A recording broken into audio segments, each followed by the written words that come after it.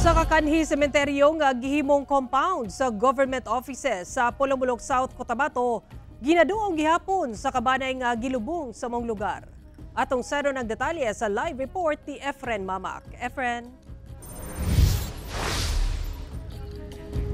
Sara karong kalagkalag ginaduaw gyapon sa kabanay sa mga minatay ang usa ka kanhi sementeryo sa Polomolog South, Cotabato nga karon gikaymutangan na sa motor pool o ubang nga buhatan sa Polomolog LGU. Sulod niining usa ka compound sa barangay Magsaysay, Polomolog South, Cotabato. Nahimutang ang Municipal Police Station, Municipal City Jail, motor pool, lakip impounding area sa mga guba nga sakyanan. Apan kining lugara, usa ka public cemetery kaniadto. Busa ka matikdan ang usa ka dakong krus nga anaa sa halos tungang bahin niini.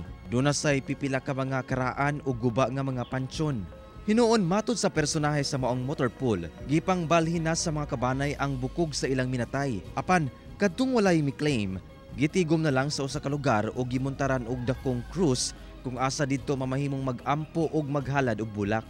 Katong dakong krus muna daghang kay na bukog. Gitigol mas yata ng bukog. Kada tuig amo ginhinluan. Usa sa mga miduaw si Randy Hermosura. Bisan nabali na niya ang bukog sa iyang mipanaw nga inahan sa usa ka public cemetery, nagdagkot gyapon siya og kandila sa dakong krus alang sa mga ubang mga kabanay niya nga mipanaw na nga anaa sa lagyong lugar. Dagkot siya pong sa krus. Yan ang po may mga parinti po sa layo po nga lugar. Dagkot. Samtang karong kalagkalag, ubay-ubay na ang bisita sa ilang minatay sa kasamtangang public cemetery sa Polomolog sa barangay Siluway 8. Gani si Noel Perales, gipintalan ang pansyon sa iyang inahan. Uli, naulahilay kay busy man ko dito sa balay niya. Napuy laing trabaho dito. Nagpintal po, at least maarang-arang ang puntod. Kamatikdan sab ang presensya sa mga security personnel nga nagamonitor sa sitwasyon sa gawas ug sulod sa sementeryo.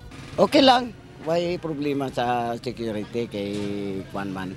Okay man siya, peaceful man siya.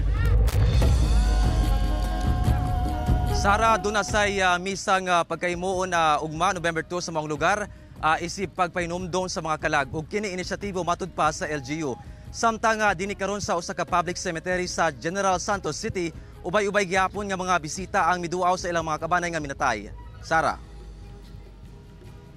Kay daghang salamat, Efren Mamak.